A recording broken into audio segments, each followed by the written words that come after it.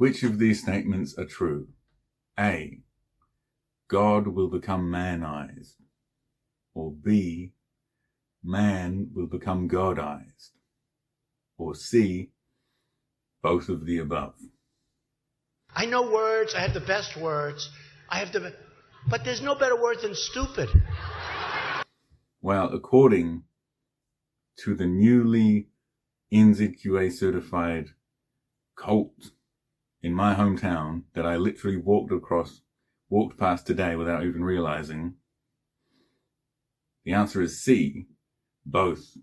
We're all going to become God men, or at least if you join their denomination cult. Let me try and explain. I walked to the gym today, and little did I know, I walked past a cult teaching facility, and that cult teaching facility just got NZQA certified.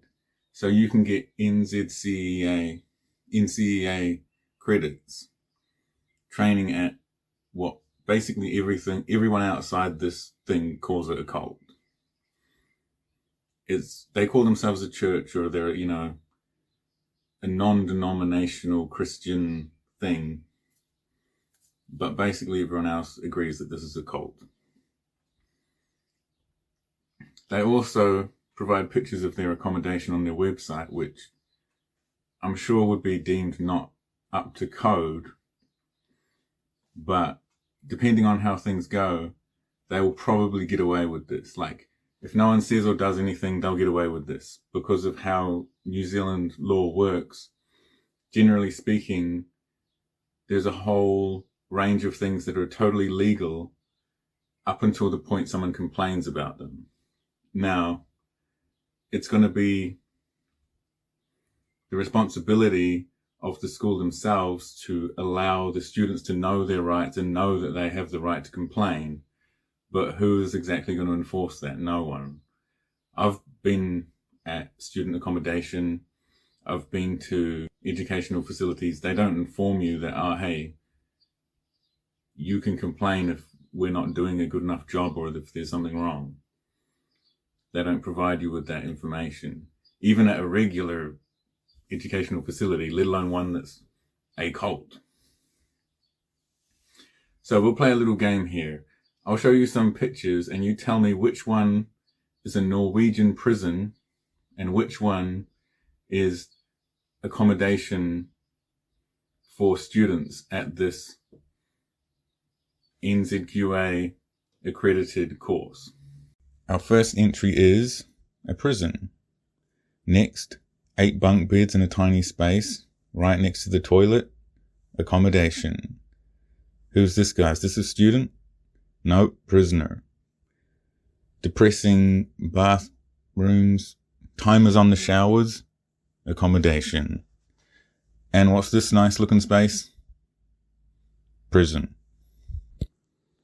To be fair, the Norwegian prison looks pretty nice actually, but 8 beds in that tiny space. By prison standard, it's not very high quality. So, is 8 bunk beds in a tiny dorm, is that comfortable? Because according to the code, student accommodation has to be comfortable. That's not very well defined, I know, but New Zealand law seems to be like this. There's no actual specifications of what comfortable even means. You just complain about it and then it goes to someone who judges it to say, is this comfortable? But obviously no one's going to if left to their own devices, no one will complain. And here's why. There are prerequisites to apply for this course. And one of them is you have to be selected by an elder at their particular church. Okay. Like, this is a cult. But if you join the cult, you could go to StudyLink and say, hey, I've joined this cult. I want a student loan. I want accommodation supplements. And they're going to pay you probably money to stay at this absolutely crap house. And then no doubt the cult will take that money. The book list. I've got the book list here. And this is for all the people who think and just assume that if something is accredited and you're getting NCA credits at level of these different levels, that it's automatically has some authority or credibility to it. Well, good news, we're all going to be God men, if you believe that. Because here's the book list. Under the subject of God's economy, we have the divine dispensing for the divine economy. And I'm going to read you a quote. My burden is to show you clearly that God's economy and plan is to make himself man and to make us, his created beings, God, so that he is manized and we are Godized.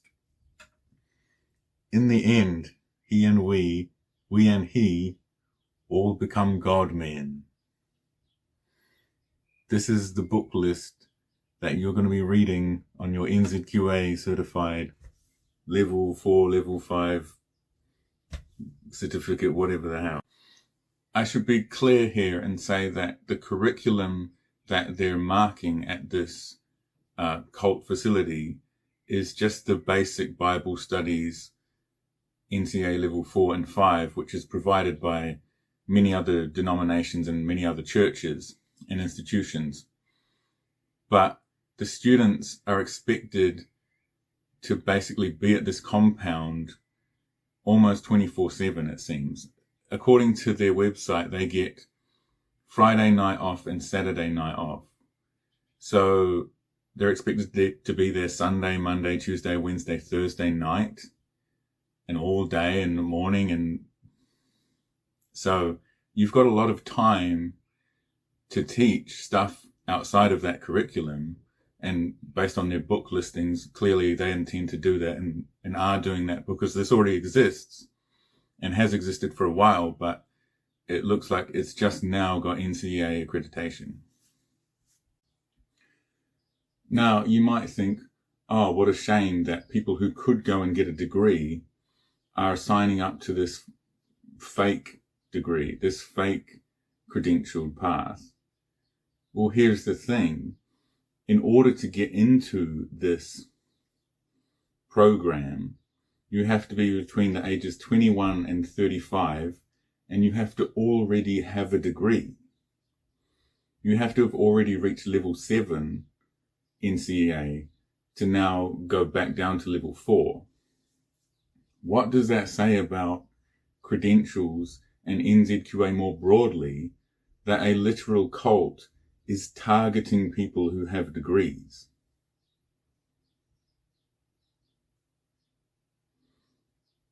They're not intimidated by the fact that someone would be highly educated.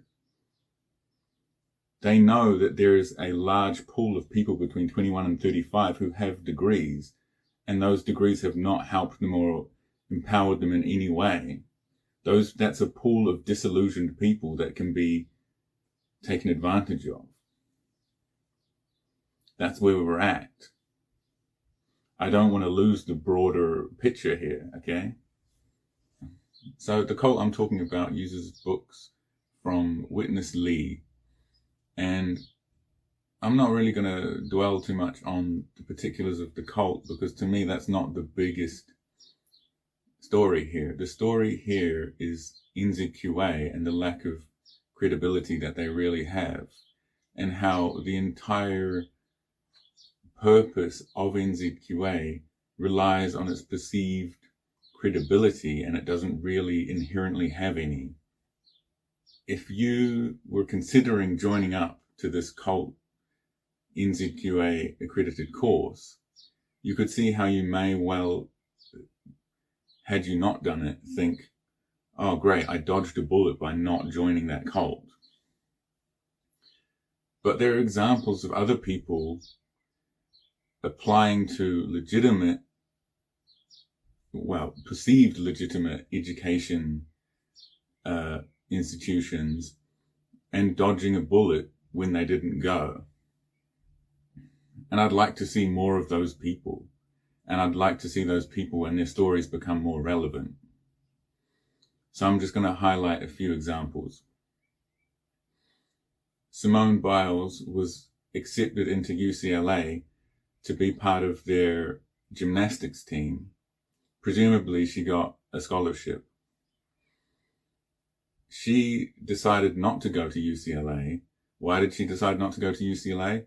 Because she just wanted to do gymnastics. She wanted to focus on her gymnastics.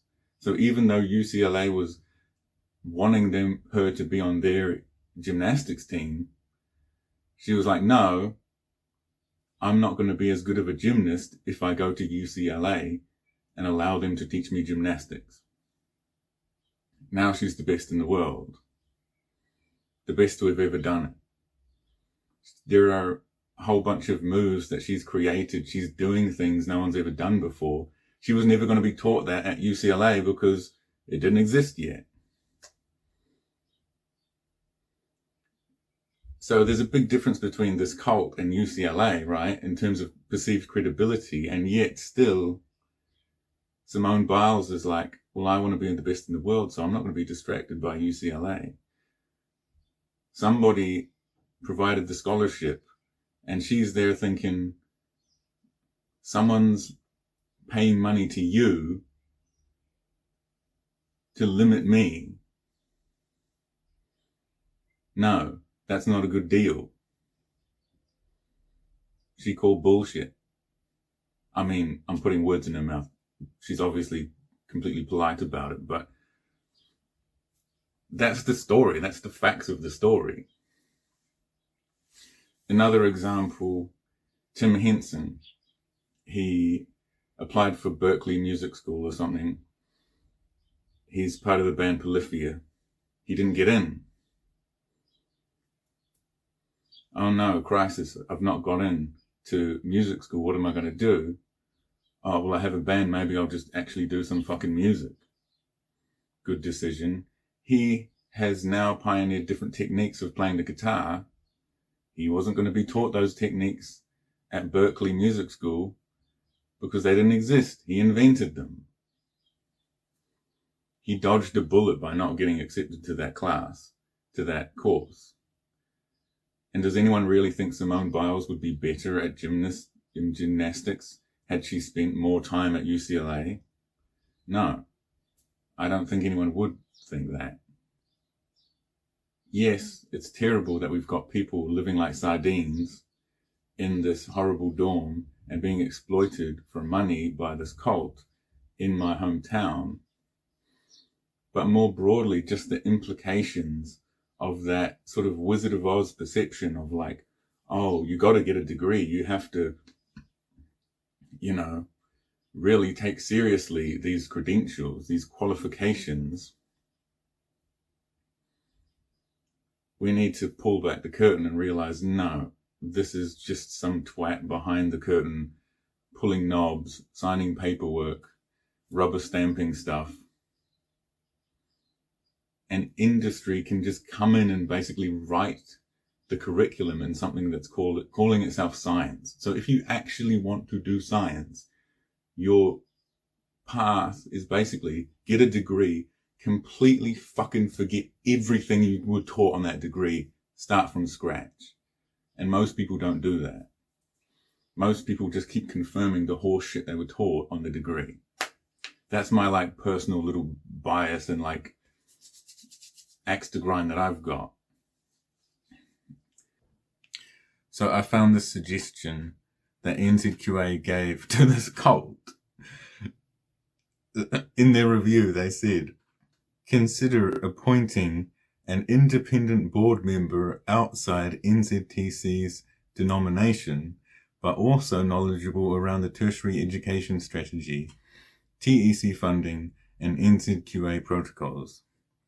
This may offer additional perspectives and insights on theological training and self-assessment. I mean, it's a good suggestion, but you're talking to a cult. They're not going to go and find some other theological person to collaborate with. In a way, I'm almost relieved that NZQA has certified this cult, because there's too many people who think that this whole process is actually credible. I studied sports science, and mixing this process with science and then calling it science, it's no wonder that there's no evidence-based practice anywhere, and that if you actually want to do things scientifically, this process is going to push you out. I talked to a lady who was doing some sort of therapy. I can't remember what it was, some physical therapy. And she says, oh, it's a real thing. You have to get certified for it. You have to do some sort of course, NZQA course. She thought that meant that the therapy must work and be credible. No, that's not what it means at all. It really doesn't mean much of anything, actually.